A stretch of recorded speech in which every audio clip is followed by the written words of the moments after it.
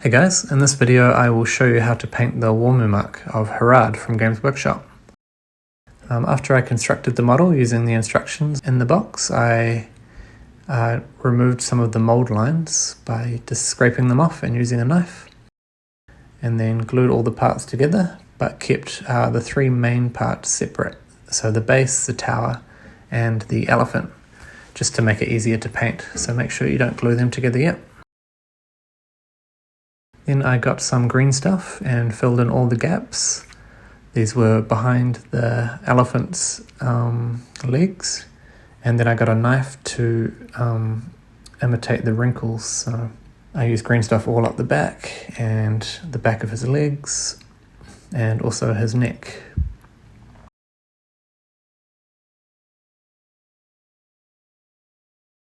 And there's also a little bit to do on the tower. Then I got some kebab skewers and cut off the tips and made the spikes for his tusks and glued them on with super glue. That's optional, of course. Then I primed the model with a light grey.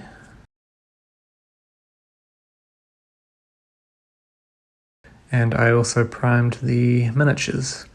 I'm not going to get into how to paint them in this video, but they were pretty straightforward. So first I got a medium grey and painted all of the elephant skin. And then I got Nom oil, and once the grey was dry, then I painted over that with Nom oil. And that created all the shadow and brings out all of the textures. Then it will look something like this. Then I took a mix of medium grey and white to create a light grey, and dry brushed the entire skin, so just to brighten it up and bring up some of the highlights.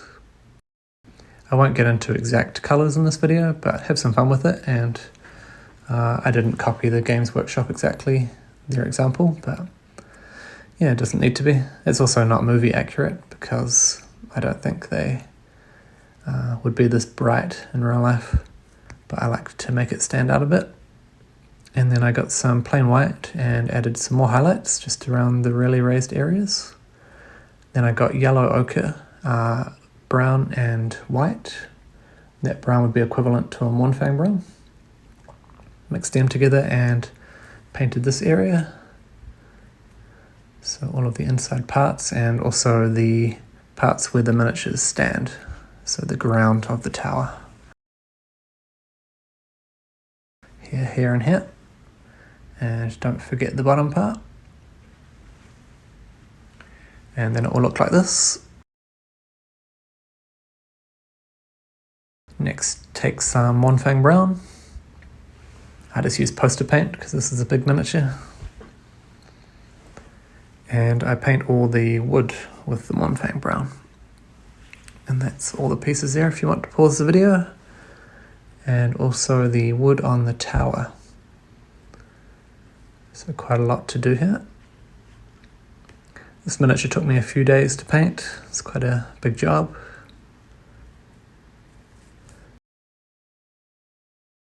And next I took some plain red and painted all of the material parts. So the flags and here and all of the side paneling on the tower. And then it will look like this. Next, for the tusks, I had this string, but it wasn't quite thin enough, so I ended up pulling it apart. So find some thin string and you can glue it onto the tusks and then wrap it around to make it look like they're holding these spikes on. And it should look something like this. Then I took dark sand and white, mixed that together and painted all of the rope. So the one under his belly, all of the rope holding on the fabric, all these ones around the elephant. Again, you can pause it for a reference. That part took quite a long time to get all of that done. And then take the same dark sand and Mournfang brown, mix that together. And we'll create some highlights for the wooden parts and also add the same color for the tips to make it look like it's been cut off. Then I took a flesh shade wash and just coated everything that wasn't the elephant skin that we've painted. So coat all of the thing on the elephant's back and all over the fabric and the floor, and that will help unify everything and create some shadows. Also brings off some of the shine off the paint, I find. Just make sure that you shake the wash really well. And I took the dark sand and white and used this to paint the tusks. So he's got the big one, the medium-sized one, and the small tusk. And also don't forget his toenails. And I took some black and Montfang brown and used that to paint the base. Use about 2/3 Montfang brown and 1/3 black, and I do that for all of my Lord of the Rings bases. I took some of that same brown and painted the string on the tusks, and then used plain white for the spikes. Then I got Nom oil and painted all of the tusk, which includes the rope and the spikes. Don't want to go too heavy here. I only put a little bit on my brush. It's mainly just to blend that white into the skin and sink into some of the recesses and take some of the brightness off, make it look a little bit dirty. Then I took Xandri dust and dry brushed the rope and used that same Xandri dust to dry brush the dirt on the base. I took medium grey and then painted all of the rocks on here and also used that to undercoat any of the silver parts.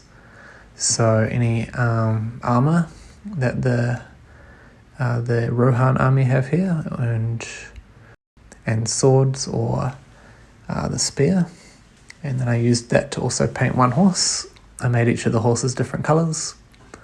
Then I got Montfang brown and painted all of the parts that should be brown, like the leather and the handles to the weapons, the shields.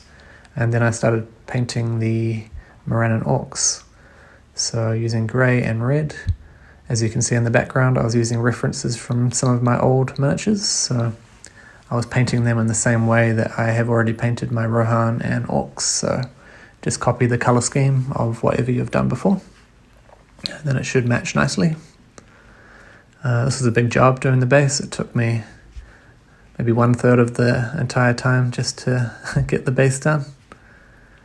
And once they're all painted up with the silver as well on the weapons, don't forget, I washed it all with Nom oil. And then I got Montfang brown, which I do with all of my bases, and do 2 coats around the edge. Then I took some plastic glue and glued the 3 parts together. We are essentially done here. It takes quite a lot of glue to get in all the gaps, so you might need to do a few different brush strokes here, and once you have a light coat, you might want to put more glue into the recesses to make sure it's really sturdy. And then the final touch is to put some foliage on the base. So here I had some flowers and a big mix of other tufts and shrubs. And that's the final result. Had lots of fun with this one. It's the centerpiece of my collection now and turned out really well, I think. If you wanted to add some more wall paint on his head or face, that would be pretty straightforward. You can copy some pictures on the internet. I was going to go with the string kind of holding the front piece of the tower together, but ended up quite liking it as it is. The Harad warriors were quite fun to paint, really bright compared to some of the other miniatures, and if you want to see more of these kind of photos, you can check out my Instagram, which is called Miniature Johnny.